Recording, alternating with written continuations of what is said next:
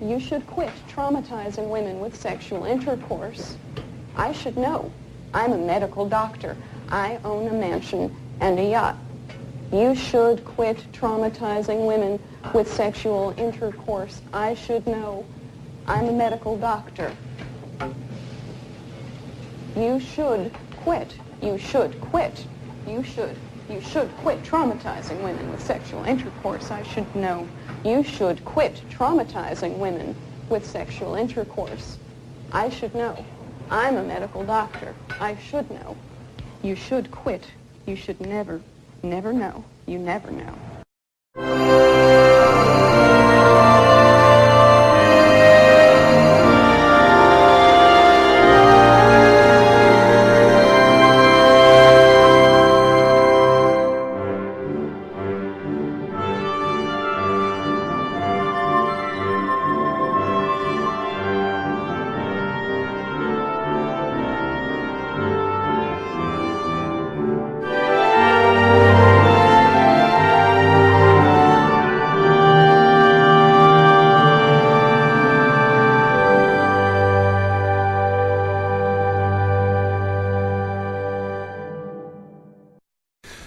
Good morning, good afternoon, and good evening, and welcome to the McJeffrey 500, the podcast where I count down my 500 favorite films and then make my friends watch them one movie at a time. My name is Jeff. It is April 9th, 2015. My guests, plural, today are Mr. Paul, Mr. Rob, and surprise guests from my old school podcast, the Flicks and Joysticks podcast, F&J, Aaron. What up? What's up? Greetings and salutations, everyone. Aaron, how you been? I'm good. I'm very happy to finally be on the podcast with you again, man. All right. Well, it's going to be a big, giant disappointment. but you know what? We're still going to have fun. Just once this microphone's off. Paul, this is Paul's episode, so I need to look in his general direction. Not at him, mind you. Never. It's like the sun. Paul, how have you been? I'm good. Very succinct. Yeah, man of few words. And even fewer text messages.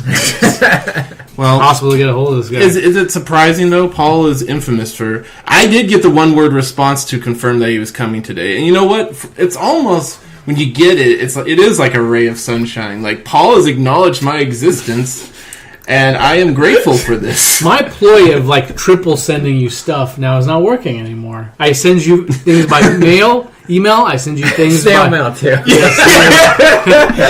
a postcard that says, "Hey, Paul." Hey, look at your phone. Hey, check your voicemail. I send you through Facebook Messenger, and I text you.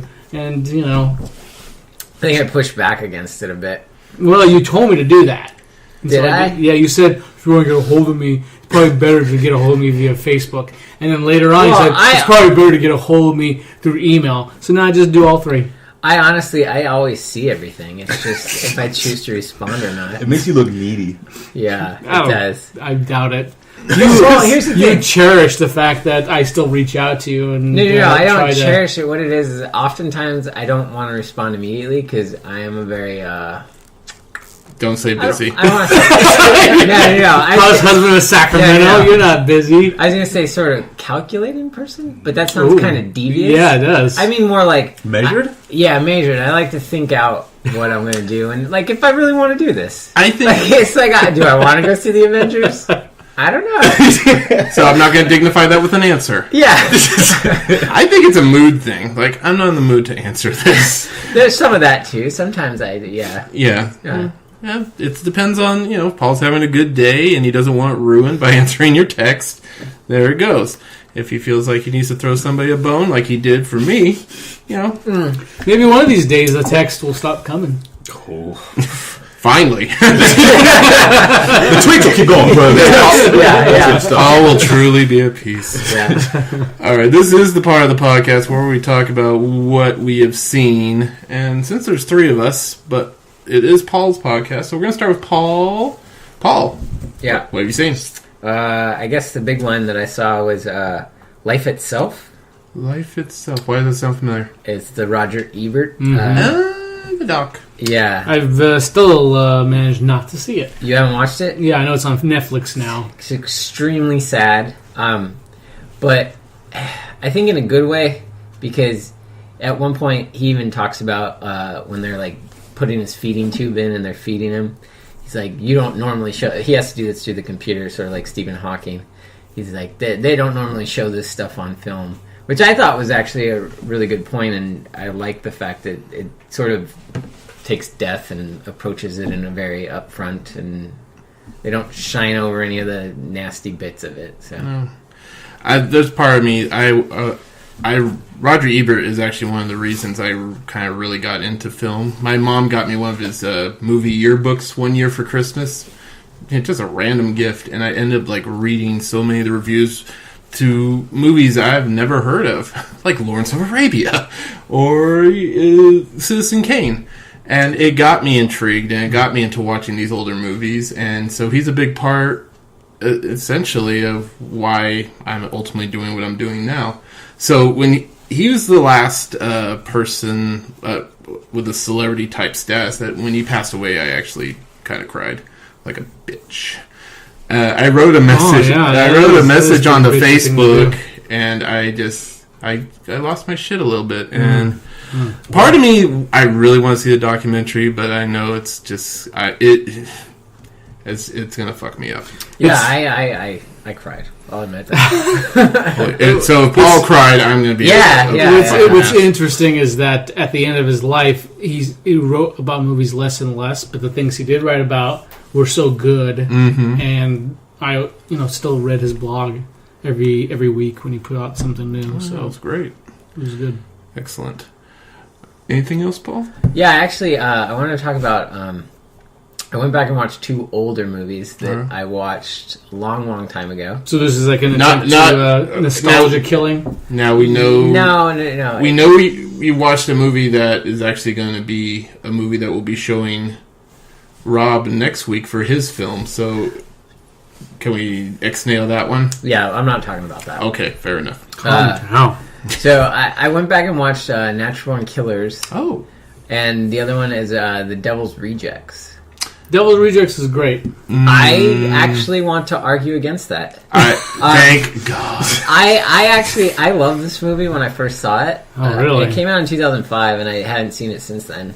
And I don't know, I think I'm losing my edge, to be honest with you. Because watching it, I was like, technically this is a very good movie, but the sadism and just the characters are so unlikable, and I usually don't have a problem with unlikable characters, but it's so mean-spirited that you getting soft, bro? I told you, I think I'm losing my edge. I wasn't necessarily offended by it, but I was kind of like, what's the point? Yeah, why are they being... The meanness of it doesn't serve any purpose. There was no humor behind it. No, it's very just brutal, and it's not even brutal in a way that sort of makes a movie... It heightens attention. It's brutal, honestly, for the sake of being brutal. And we kind of touched upon this last week with Lily about movies with the protagonist being completely unlikable. Whether a movie can work on, it can, and it can. But I'm with Paul, Devil's Rejects. I watched the first time over at Rob's here, and I guess the effect it was going for is to make me feel, unclean, and just the whole celebratory ending where they have the Skinner playing and they're going down the hail of bullets. Like, I'm like, yes, fucking die, fuck you all. Am I supposed to weep? No, you do whatever you want. That's the beauty of the movie. It doesn't make judgment calls. You can frame it however you want to see it as. Like, you can think it's like a celebratory thing, like this sort of like them flying into a hail of bullets, or you can think, oh, they just got their they got their just desserts or whatever. It's no Bonnie and Clyde. I'm just saying. Yeah. Well, I think that Rob Zombie is an interesting case, because it almost seems like his second movie of a particular property is so much better than this first stab at something. So is he up for a good one or a bad one next? Well, what's funny is he did this the one... Witches one, yeah. which I liked. The Lords of Salem. I actually liked that movie. That one was an anomaly because it was the first movie in what might be like a duology or whatever you call Rob Zombie movies. Did you make that up? Well, because all he does is 2 films. He did House of 1,000. Duology? Is that a religion? Yeah. Okay, to it's the twins? study of dual. It's a real word. Look it up. It's a real word. He did House of 1,000 Corpses, which I didn't like. But then he did Devil's Rejects, which is like a pseudo-sequel to that, and I liked it a lot. I did too at the time. And then he did Halloween Remake, which I did not like. But then he did Halloween 2, which I really liked. And I liked that one too. So, but then Lords of Salem came out, and I was like, I actually like this one a lot, right from the start. So maybe he's finally figured it out. Yeah, maybe he's figured it out. All right. But apparently not, because Paul doesn't like Devil's Rejects anymore. I think I'm going soft. What's funny is I recently rewatched Martyrs with some people. Oh yeah, I love that movie. And the 2 people I watched it with, they were like they couldn't handle it. That movie's not okay. There's cruelty in that movie. Right, there is, but ultimately, does it not serve a purpose? You could claim it does. It serves a purpose to the plot. For some people, though, like the people I watched it with, they say, like, what's the point? All that led to this, which to them meant nothing. It didn't justify everything that came before it. It's sort of the Hellraiser argument, not to spoil Martyrs for anybody who hasn't seen it, but it's like the ultimate pleasure is pain, right? Mm-hmm. So that's kind of the whole thing of it. There is a point to it. No, I still liked it. It was just interesting to have a reaction from folks that are complete opposite of what I reacted and what you reacted to, how you reacted to it. Is sort of like, and I have to try to explain why I like this movie. It's the same thing would happen with Irreversible. I was like, how do I explain why this reprehensible film is worthy of your time? Type of thing. See, then that's all about revenge and the fruitlessness of it, right? So there's points to these things. Devil's Rejects, I didn't feel there was a point, and then I watched Natural Born Killers, and how's that holding up? I love it still. It's really good, and I find it funny now. Where I think when I watched it as a teenager, I was in that period of gore and bloodlust. So you watch it for different reasons. Mm-hmm.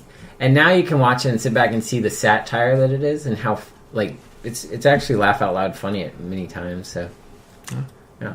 That's one I've been telling myself I need to get around to watching again. You've seen it? I saw it in high school. It's been 20 years. I think it's time to come back. We have a little bit more time. I know that we want to speak on... Aaron, did you happen to see the new Fast and Furious movie? No, I haven't seen it yet. Well...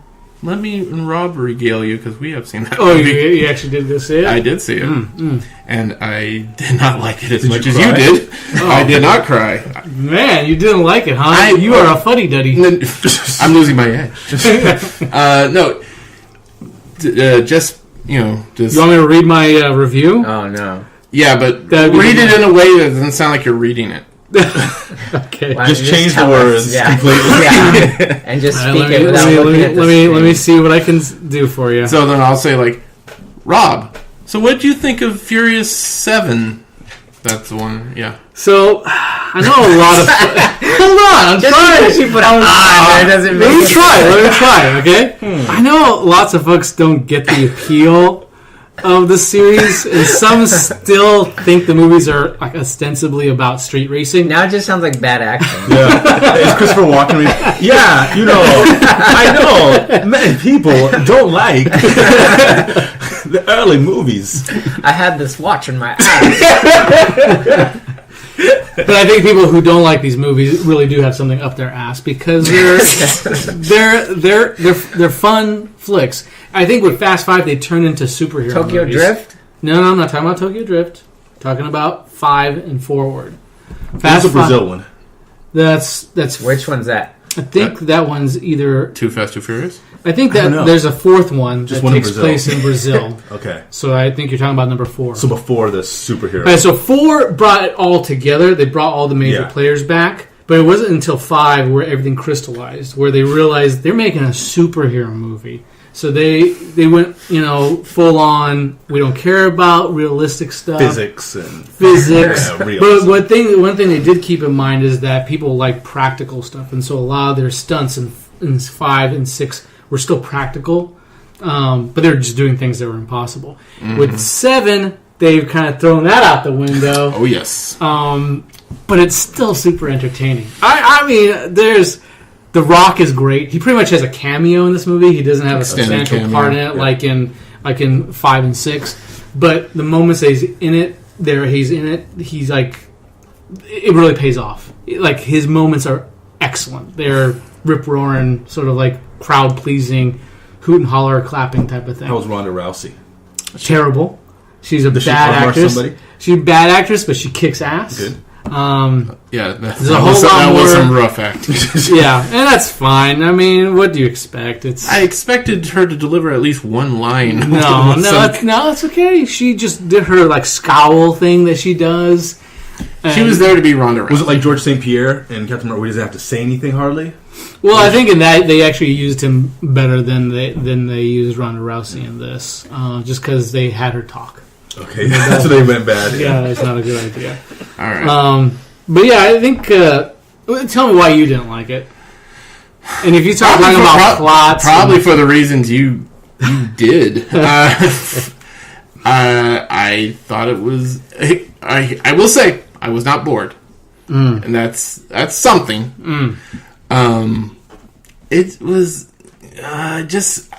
It just felt wooden to me. It felt like it was a movie that we have these every 15 minutes. We have to have the big elaborate action scenes, and some of them are really cool. I will give you that. There is easily there's one action scene, one action set piece near the beginning of the movie, which is without a doubt probably one of the best action set pieces ever filmed in our modern cinematic era. I'm not kidding. That sounds like hyperbole. This is like I never use hyperbole.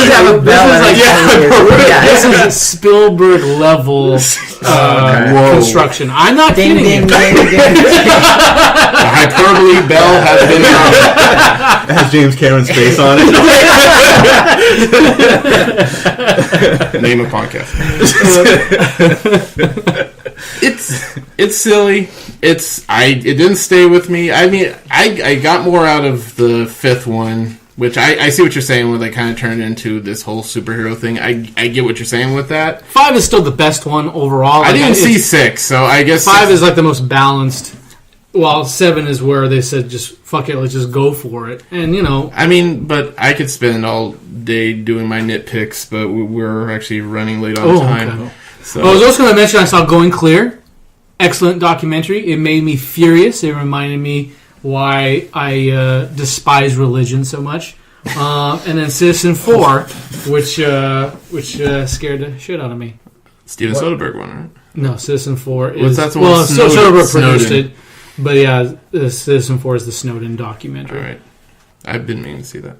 Aaron, what about you? Seen anything lately? I saw a documentary on MMA called The Notorious about Conor McGregor. Oh, is that the Irish guy? Yeah. Irish guy. What was the giveaway? Taking the world by storm. And that's about it. All right. He's really offensive in his, or not offensive, but he talks a good game, right? Yeah, and it's polarizing. It's very fun. It's very fun. At the latest press conference, they're going around the world, and they're doing the typical setup where the commissioner's in the middle, and he's on one side and the champ's on the other, and he walks to the other side of the guy's table and grabs the belt and won't give it back to him, and just all sorts of crazy antics. So it's very entertaining. Is he good? He's excellent. He's very untested. He's only had about I think 3 fights now. And he's fighting the champ? He's fighting the champ. He's knocked out almost... Probably because the UFC is having low ratings and they need to just throw something in there to get people to watch. Yeah, I mean, it's people are surprised about it. They say he's unworthy of it, but he sells out stadiums. They can book a whole card around him in a foreign market. So, of course, they're gonna bank on him. So, that's what I've seen. Very cool, very cool. Paul, you ready to hear about what you're about to see? Yeah. All right. Released in 1991. Oh, no. Oh, this is good. I usually get the 70s movies from So you're happy it's like... I got the American last time. I really liked that, so we're hoping something like American. I could see this one going either way. Oh, this could be bad. This is going to be really bad. And I'm leaning towards a certain way. Oh, no. That's good. We can rip it apart. All right. You'll get it, by the way. Okay. Richard Linklater's Oh no. 1991 cult classic gives viewers surreal slices of what it's like to be a 20-something in the college town of Austin, Texas, told through a series of vignettes starring Linklater himself, Rudy Vasquez, Keith McCormick, Gene Caffeine, Stefan and Jan Hockey, Bob Boyd, and Mark James. Who? The film includes a strange meditation on Madonna's pap smear, a conspiracy theorist riffing on the United States government, and more. We are about to watch what? Slacker. That's right. And I got snacks. So, excuse me while I go get them. Talk amongst yourselves, please. So is Paul Walker in the new Fast and Furious? Oh yeah. They have the whole movie, or is it? Well, he's an actual character in the movie. He's there from start to finish. He died after the filming. There's stuff he didn't get to film that his brothers came in and body doubled for him, and so they CGI'd his face. Oh, this is a Crow. Yeah, it's like the Crow. Oh no way! Donuts and Cheetos. Yeah, with Oliver Reed. Yeah. Yeah, and the ending, it was classy. It didn't. Did he die at the end? I'm not going to say because that would ruin the movie for you. Well, I will say that a lot of people in the theater shed some tears. Did you cry? No, but Kat did. Have you ever cried at a movie? I cried all the time at the movies. What movie? 12 Years a Slave is the last time I remember crying. That's the last movie that made me fucking bawl. It wasn't because white guilt. It wasn't so much what was happening on the screen. It was because there was this woman in front of me who lost it. She couldn't stop from just like laughing, she was bawling. No, not laughing, bawling. Like she lost it, and it kind of affected me, and I started tearing up. And it's like that scene in Red Dawn where the kids start crying. It's like, stop crying, don't cry. And then everybody has a good cry. Or like Stand By Me where they all can't stop vomiting. Boom, baba, boom, baba. Yeah. All right, let's get to Star. Yes, we got Cheetos and we got donuts. I started thinking, what is slacker food? That's a terrible combination, by the way. But enjoy, Paul. We'll be back. Thank you. It's like... in The Wizard of Oz, when Dorothy meets the Scarecrow and they do that little dance at that crossroads and they think about going all those directions, then they end up going in that one direction. I mean, all those other directions, just because they thought about it, became separate realities. I mean, they just went on from there and lived the rest of their life. One time I had lunch with Tolstoy. Another time I was a roadie for Frank Zappa.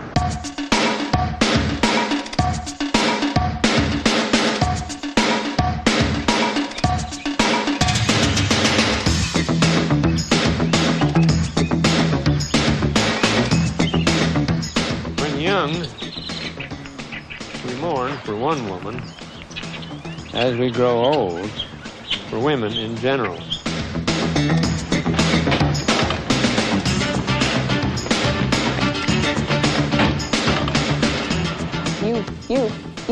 You should never traumatize a woman sexually. I should know. I'm a medical doctor.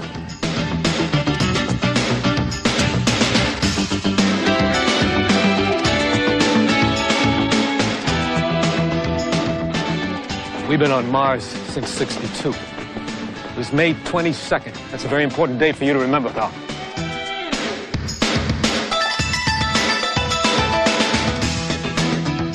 Like take Scooby-Doo, Scooby-Doo looks at you, it's like there's Shaggy and there's Scooby-Doo and they say, hey, why don't you beat the shit out of this bad guy and we'll give you a Scooby snack, and they'll go, oh duh.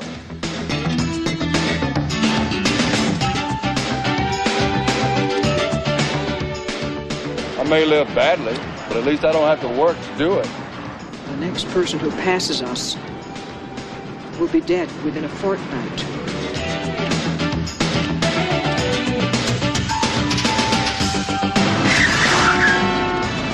Hey, what the hell? Yourself? Oh, yeah. You know me. I've been keeping up with my JFK assassination theories, Oh, really? Yeah. A video image is much more powerful and useful than an actual event. It's a Madonna pap smear.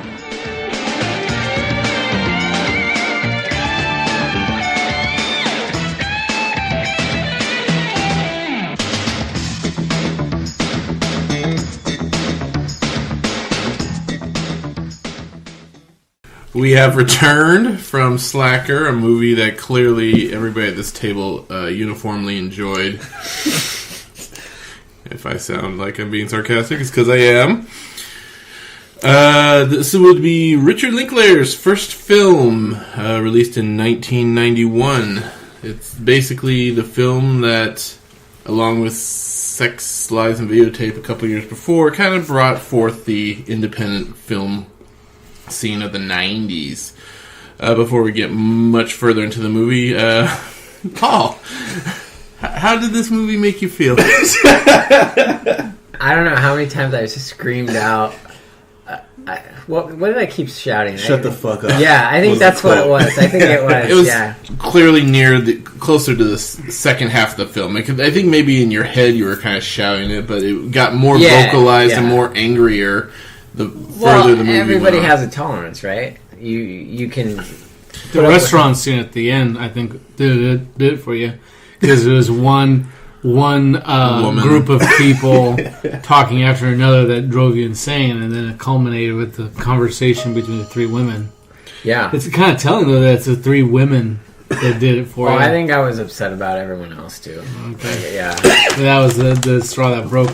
That movie's your terrible. chauvinist camel's back. It's terrible. I'm sorry. I'm not going to beat around the bush. If you like this movie, it's mostly... You probably like it based on the fact that it's pedigree, right? So it's the first of its kind. So you don't like it based on the fact of what it actually is, because in fact it's a shitty movie. I mean, I can even say I respect it from the aspect of I think it's an interesting idea to have a movie based on all these interactions between people, but everyone gets like basically a 3 to 4 minute short story, and then it gets. There's no story though. That's what. Yeah, it's people. Vignette. No. I don't even want to call it that. It's people. Moment. Speaking about nonsense. It's nonsense. It's garbage that 20-year-olds and 19-year-olds say when they're just getting in their philosophy class, their first year philosophy student. It's pseudo-intellectual. Yes, it's pseudo-intellectual. It's an abstract bullshit. mumblecore.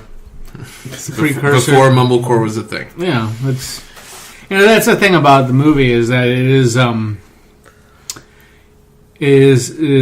did set a precedent. It is the precursor to a lot of different things. But that doesn't make it a good movie. Well, the thing is that you can see the DNA of all the movies that came after it. But that doesn't matter. So you're saying it's like looking at the DNA of a caveman and seeing what it eventually would evolve to, but at the end of the day, it's still a caveman. It's still a fucking dirty-ass caveman. Yes. Back me up on this. Yeah, I used to, like I was saying, I used to love the one-shot, and this movie just made me hate it. Usually, one-shots are carefully orchestrated, and every minute planned, and you appreciate the actor's ability to stay on task for the whole 2 or 3 minutes. Well, the one-shots that you like are the gimmicky, really theatrical, cinematic kind, which are all well like the good. one in Goodfellas, where they're just walking through the back of very flashy. Very flashy. How's that flashy? It's flashy. Reservoir Dogs around the table. Yeah. That's a one-shot. That's not flashy. That's just them talking. Okay, that one's not as flashy. But the dialogue is tight. There's no ums and ahs and word and they're whiskers. saying interesting things you want to listen to. And if there's a long speech, it's because you're learning something about the character. They're not just spouting out some nonsense for no reason. Here's the thing, though. Even Reservoir Dogs, you can feel this. Like I said, the DNA, and even that. These movies came out at a certain time, at the same time, for a reason. These filmmakers kind of had the same thing going on in their heads. And you can feel that sort of like through line in all of the movies.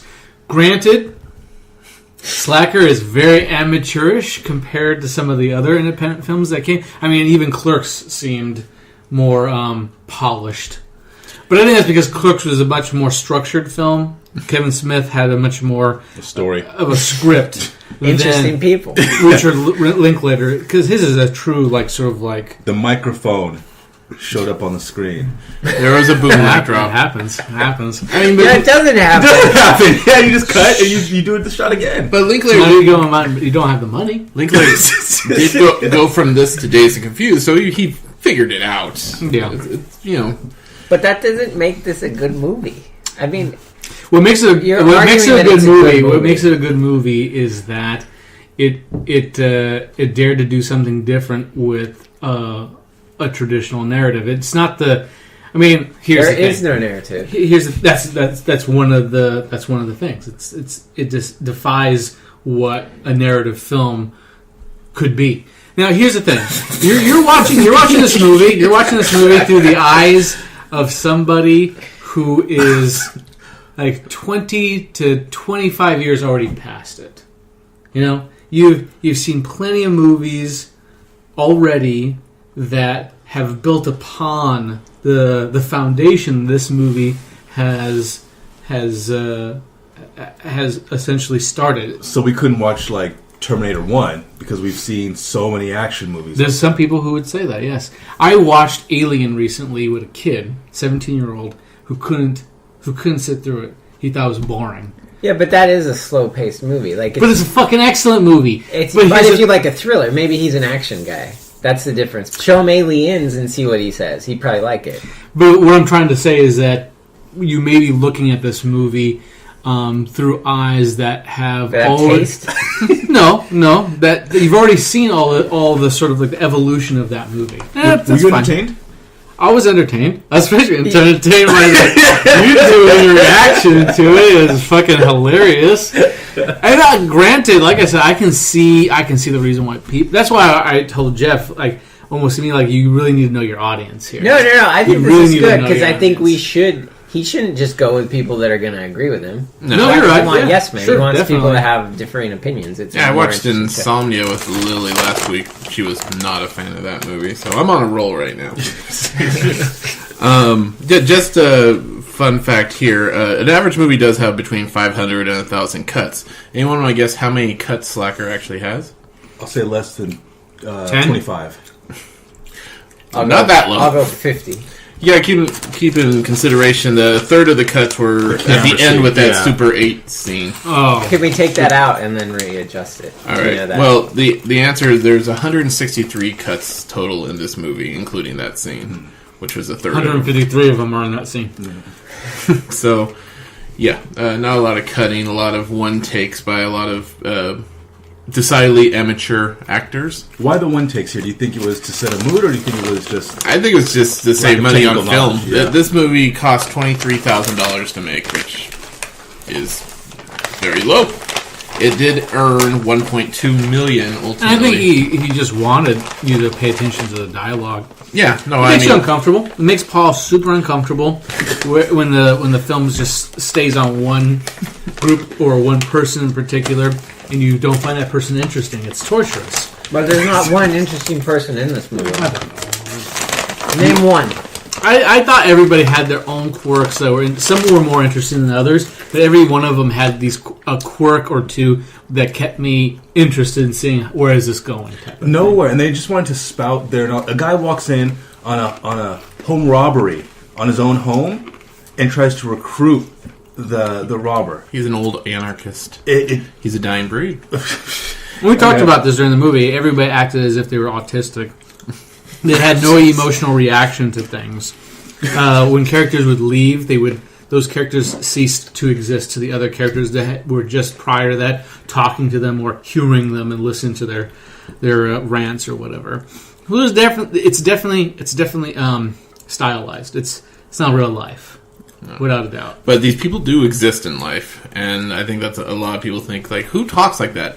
I knew plenty of people who talk like this, particularly, in their 20s, who I avoided those. Read a lot of books, watched a lot of television, and had a lot of opinions, and they were all based on certain sources. You've lived a very sheltered life, Paul. It's okay. You are a house. Is that true, Paul? No, but that's what Rob thinks. It's fine. You may travel a lot, but I don't think you actually talk to anybody. He's on a podcast. He talks. No, I mean like strangers. He doesn't. I don't. No, I think the thing is you don't know that I gave up on people a long time ago. Like that old anarchist. Yeah. So I have no reason to talk to anybody because I realize only bad things come when you talk to people. Nothing good can come out of an interaction with a human being. What? Unless I know them personally and I'm friends with them. But don't you have to initiate that conversation to become friends? I almost need someone to vet these people. So then that's how I meet like Aaron. I really like Aaron because he's been vetted by you, right? And that's how I meet Jeff. He was vetted by you. Sorry about that one. Yeah, that one's a mistake. I think Drake said it best, no new friends. Oh, he's the one who said that? Ass. He's also the man who gave us YOLO, right? Yeah, a bunch of them did. Started from the bottom. And now he's here. Now we yes, and he's made a Sprite. Yes, he's a transformer fueled by Sprite. So when you saw this movie, Jeff, you liked it? Here's the thing.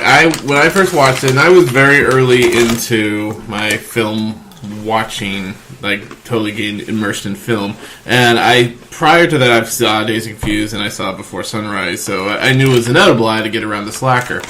And I did, and it was one of those movies where, when I watched it, I was thinking initially, this movie's smarter than me, but that showed how dumb you were, right? Perhaps, at the time.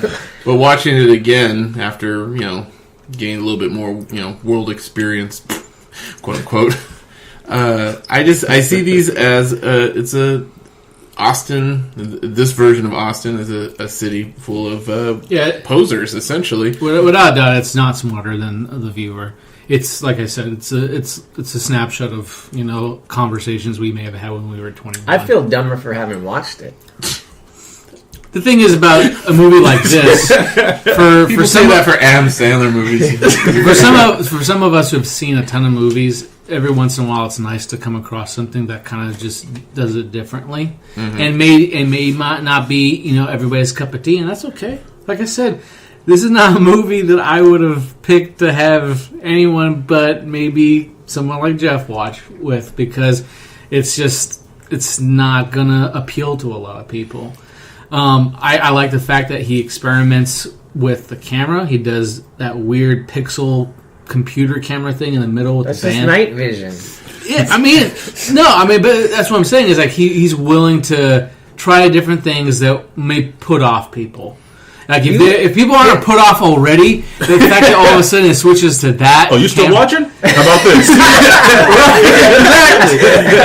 Now you're gonna leave. He's daring people to fucking give up and just walk out of the theater. But this is my problem: is you like movies for the art of making movies, not the actual outcome of it, and that's where I think fundamentally we differ on our movie enjoyment. And I respect your way of watching movies. I can see that you just appreciate it for what it is, but ultimately that doesn't make it a good movie or an entertaining movie. I don't know if we can be that objective about stuff. What do you mean? What I'm saying is that to use a term like good movie, it's sort of movie. It's hard for me to how do you qualify that kind of statement?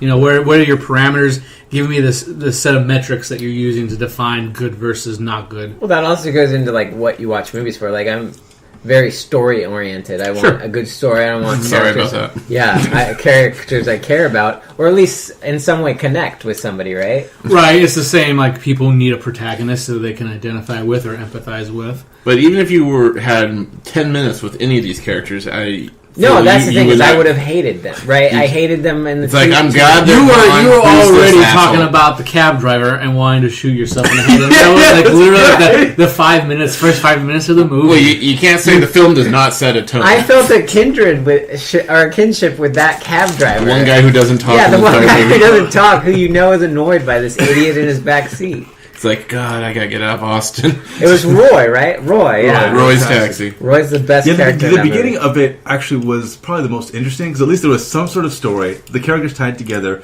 and then actually that shot where it wasn't the first one shot, but it was impressive in that they pulled away from off the street pretty far back. So I was like, oh, maybe this will be... With the old woman hit and run. Yeah, and then, the guy giving the card, and the camera actually... I don't know how they did that. It's almost as if he had, this idea of having some sort of story structure. They further along, they went, fuck it. Yes. I'm just write this. It's I only have $23,000. There's so much film. I gotta get this all in one take. Because we didn't have digital back then, ladies and gentlemen.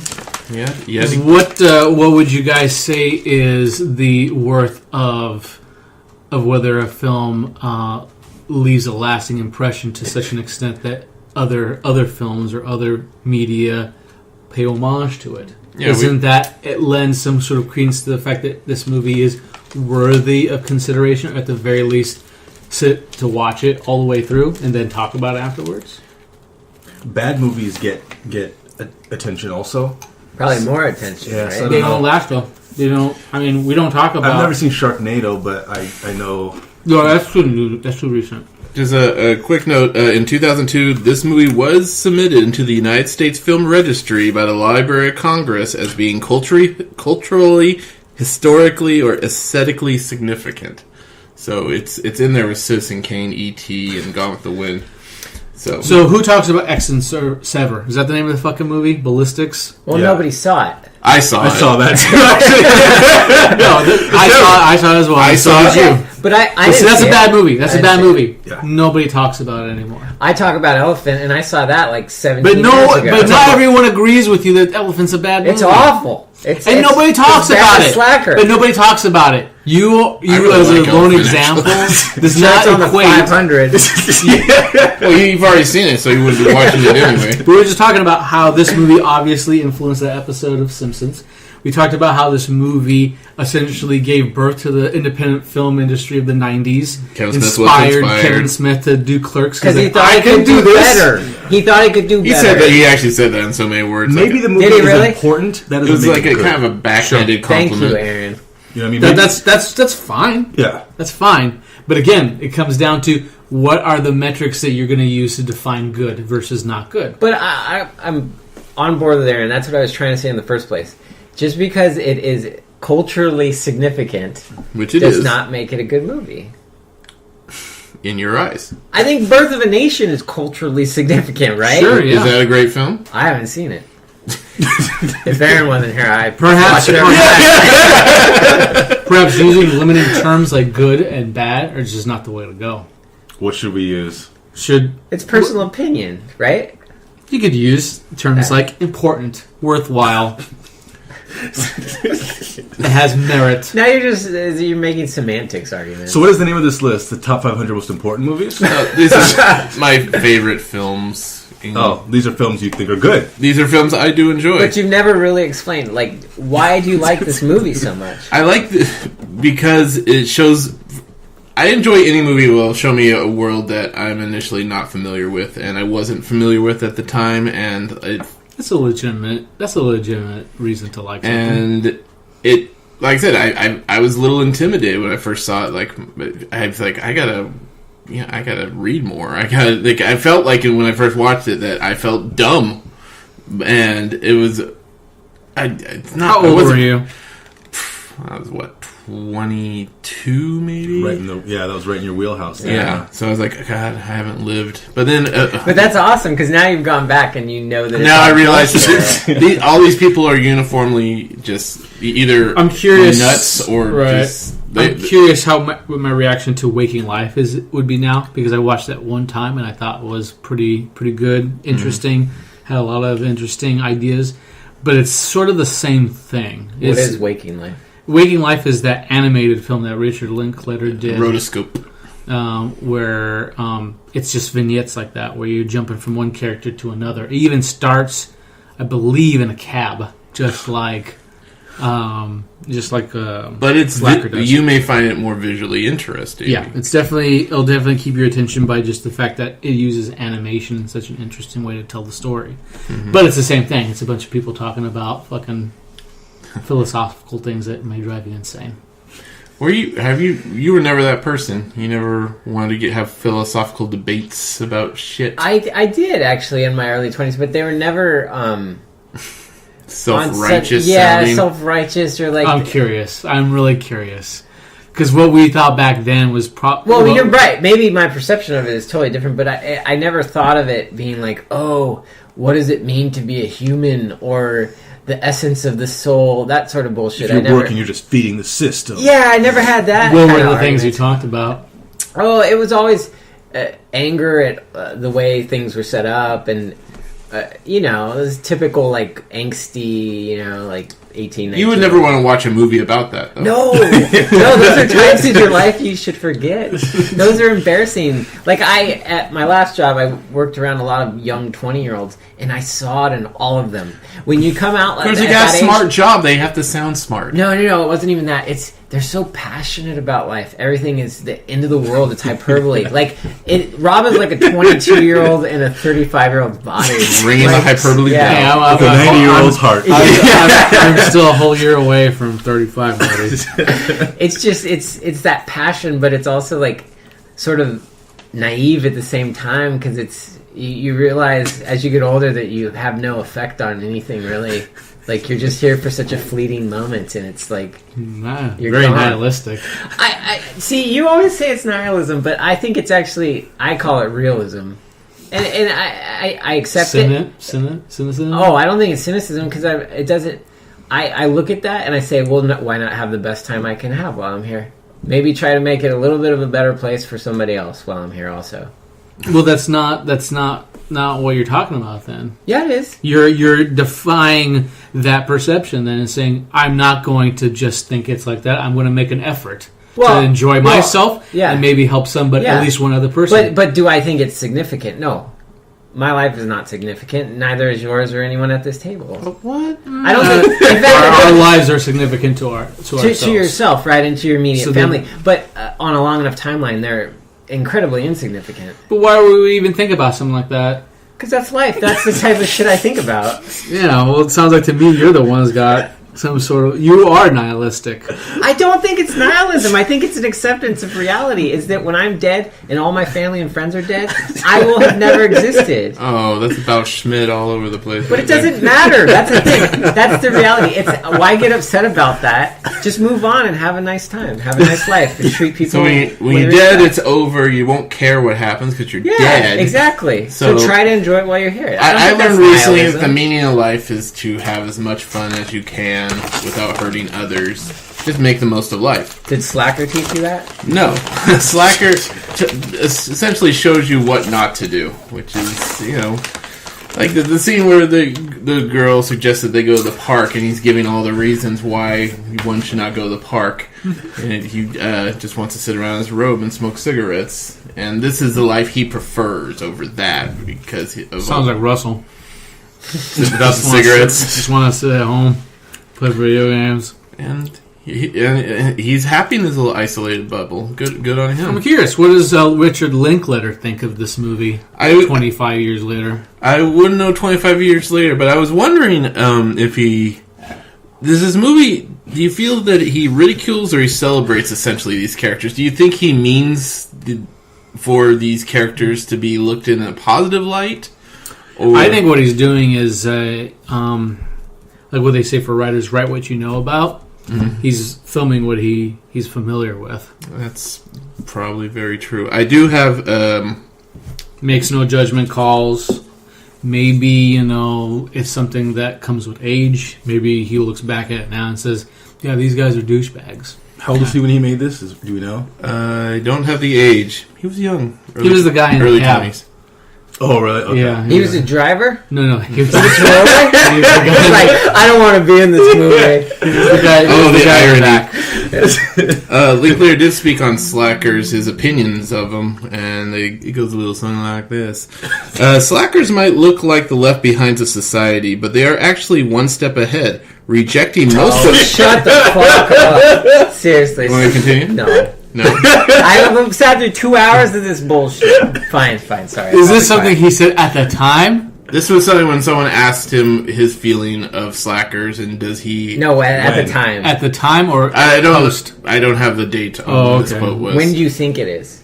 I think it probably closer to the time. Okay. So he's a kid. Maybe we shouldn't hear it.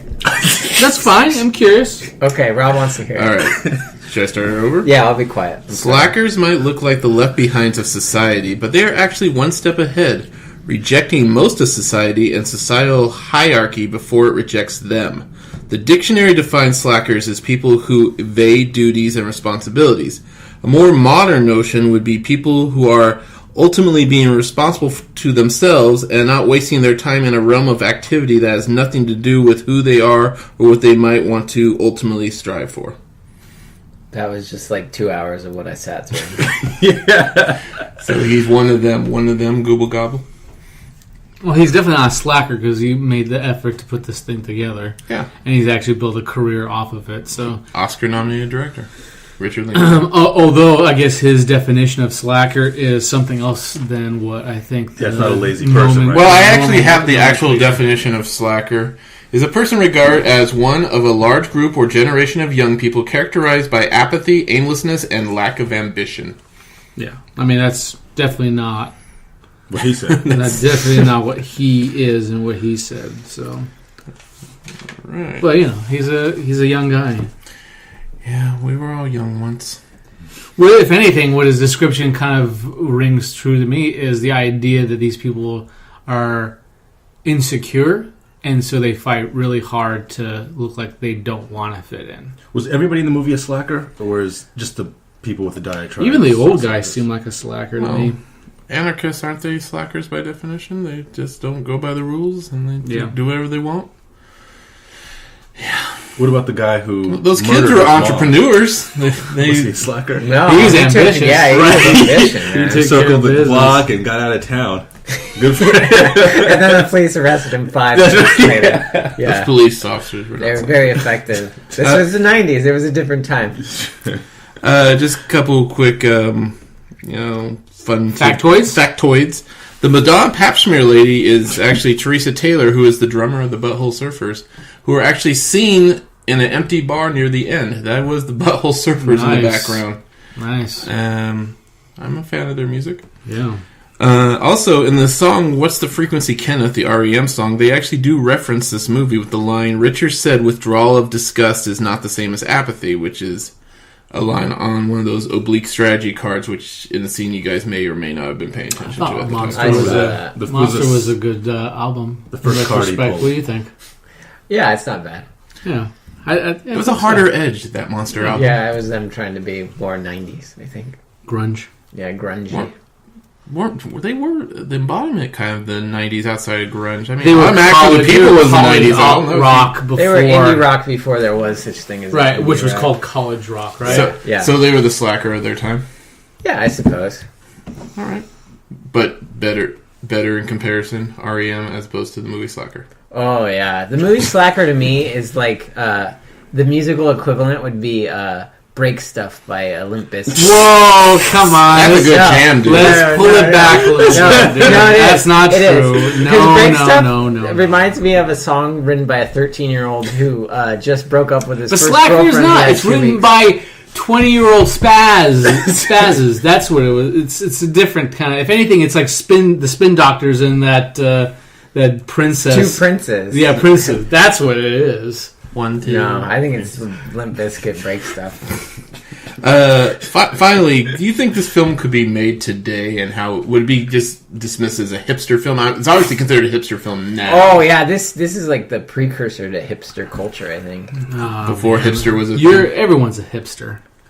It's fucking that whole fucking thing is so dumb. You're very defensive about being because I feel like it's just an dismissive. Excuse. It's just an excuse for people to dismiss people that they disagree with. No. I think a lot of times the hipster moniker comes from people who do things ironically, so they don't really like the band that they wear the shirt of. It's just to get laughs from their stupid friends.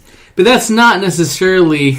I mean, that's they don't like anything. They don't love right, anything. But that's not being a hipster. That's being a contrarian, being ironic. I find irony the worst possible thing to ever insert itself into our culture. We live in the age of irony, and I hate it.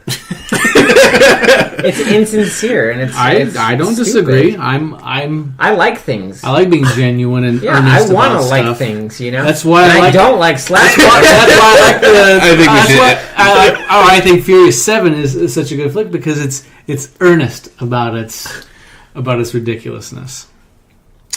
And to end the podcast, talk of Slacker with with something about Fast Furious 7. All right. I think it's appropriate, full circle right? there. Yeah. Congrats. Paul Walker would roll over in his grave if he saw this movie. He got burnt up in the car. He's in the grave. Oh, man. You took it to another level. I will say about that movie, I wonder if the director kind of like, man, I'm so glad we filmed those scenes of him actually retiring from the gang, because, that's... there's scenes of that? Well, basically... That's not what the original script was. That was something they did after. So it's a CGI face? Yeah. They filmed with his brothers. And they put his Good thing he's usually pretty expressionless. I did not know that, so therefore, good job. Yeah. I Fooled you. I did notice the last scene in the car was superimposed with him and Vin had the last drive, but then they kind of got away. Last ride. Do they hold hands? Out of the car? Yeah, that'd be awesome.